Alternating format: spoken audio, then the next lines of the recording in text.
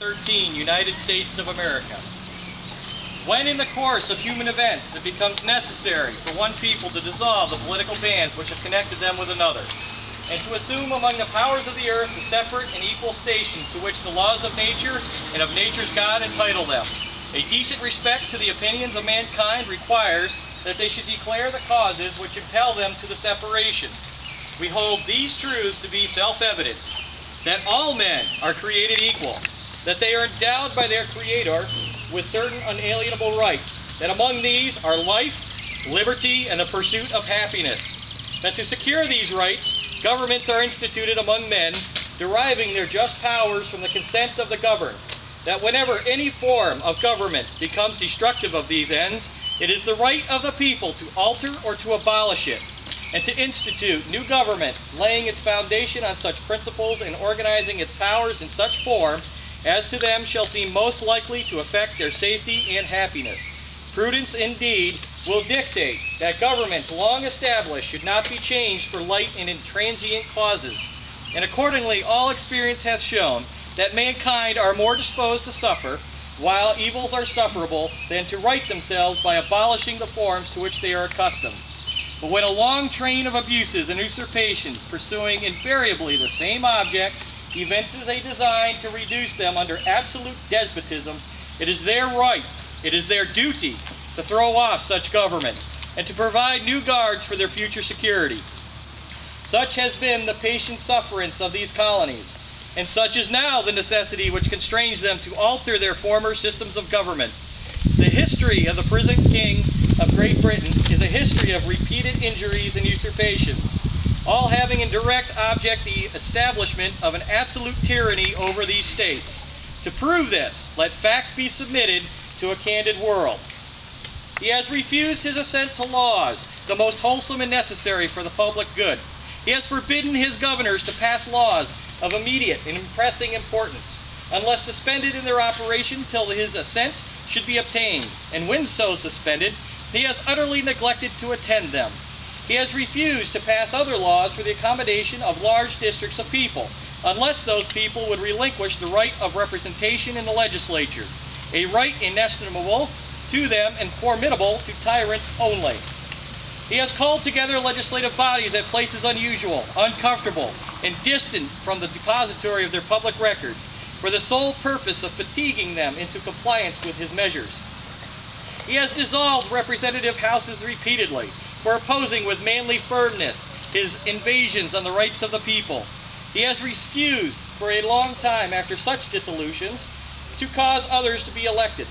whereby the legislative powers, incapable of annihilation, have returned to the people at large for their exercise, the state remaining in the meantime exposed to all the dangers of invasion from without and convulsions within. He has endeavored to prevent the population of these states, for that purpose, obstructing the laws for naturalization of foreigners, refusing to pass others to encourage their migrations hither, and raising the conditions of new appropriations of lands. He has obstructed the administration of justice by refusing his assent to laws for establishing judiciary powers.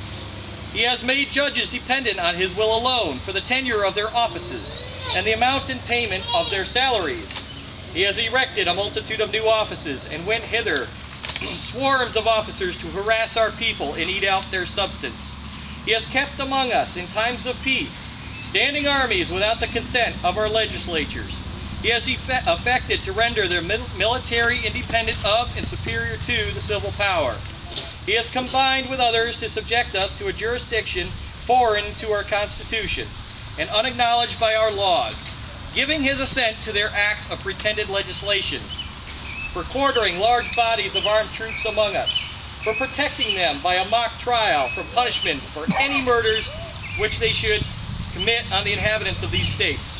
for cutting off our trade with all parts of the world, for imposing taxes on us without our consent, for depriving us in many cases of the benefits of trial by jury, for transporting us beyond seas to be tried for pretended offenses, for abolishing the free system of English laws in a neighboring province, establishing therein an arbitrary government and enlarging its boundaries so as to render it at once an example and fit instrument for introducing the same absolute rule into these colonies,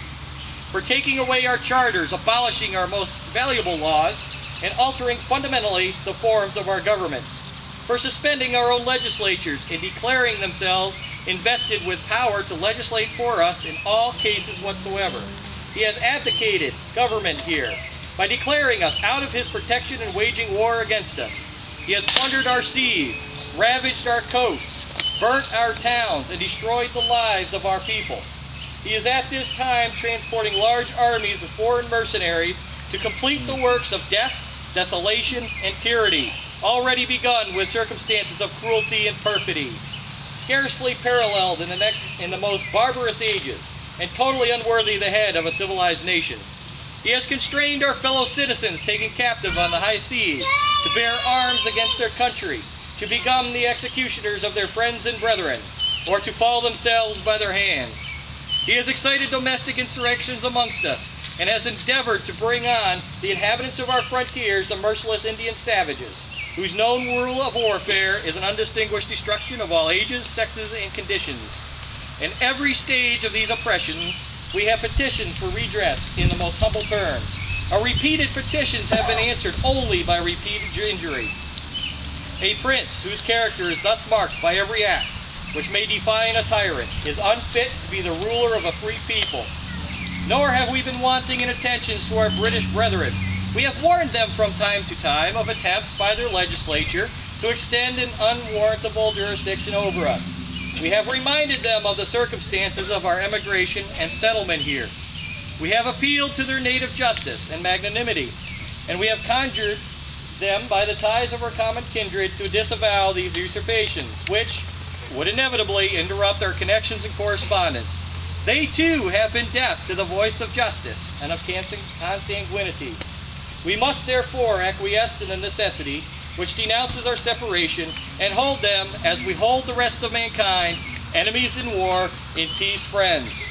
We, therefore, the representatives of the United States of America, and General Congress assembled, appealing to the Supreme Judge of the world for the rectitude of our intentions, do, in the name and by authority of the good people of these colonies, solemnly publish and declare that these united colonies are, and of right ought to be, free and independent states, that they are absolved from all allegiance to the British Crown, and that all political connection between them and the state of Great Britain is and ought to be totally dissolved, and that as free and independent states they have full power to levy war, conclude peace, contract alliances, establish commerce, and to do all other acts and things which independent states may have right do. And for the support of this declaration, with a firm reliance on the protection of divine providence, we mutually pledge to each other our lives, our fortunes, and our sacred honor, signed by the Continental Congress of the United States of America. Hip hip!